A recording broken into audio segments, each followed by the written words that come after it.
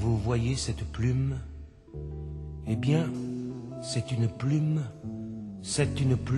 d'ange. Oh, rassurez-vous, je ne vous demande pas de me croire. Je ne vous le demande plus.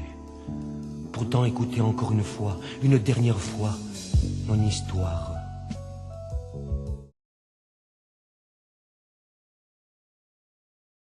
Mes parents se sont séparés assez tôt. J'avais pas cette mémoire comme ça d'une vie familiale, oui, avec ma mère, bien entendu, mais de ce que c'était finalement une vie plutôt classique avec ses deux parents. Donc dans ce livre, je suis partie le fil rouge en fait, et le dernier mois que j'ai passé avec lui chez lui. Puisqu'à partir du diagnostic des médecins qui disaient qu'il en avait pour une semaine, c'est apparu comme une évidence qu'il fallait que je le rejoigne.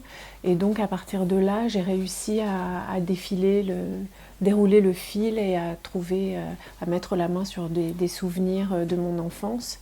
Et donc j'ai pu à nouveau faire émerger justement cette mémoire de la famille, des racines et de l'intensité des rapports qui pouvait y avoir entre mes grands-parents et moi, entre mes grands-parents et mon père, entre mon père et moi. Et il me semble que c'est très important pour pouvoir transmettre aussi à ma fille aujourd'hui.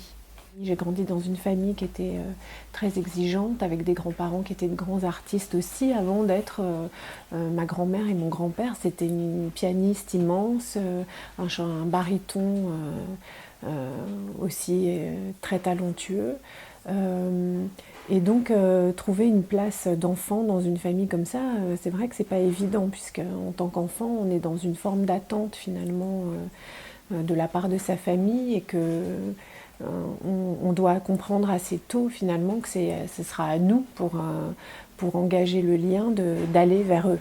Ils m'ont apporté cet amour du beau aussi, l'importance de pouvoir observer ce qui nous entoure. Ils m'ont transmis une capacité d'écoute, il me semble. Et puis aussi ce côté assez sombre, cette espèce de clairvoyance sur le monde, avec voilà, une conscience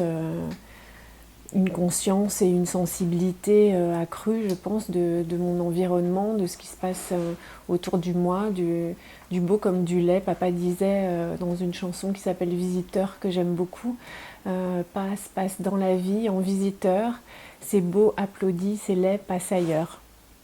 C'est beau, applaudis,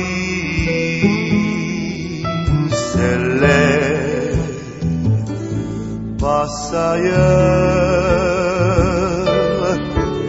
passe sans que tes pas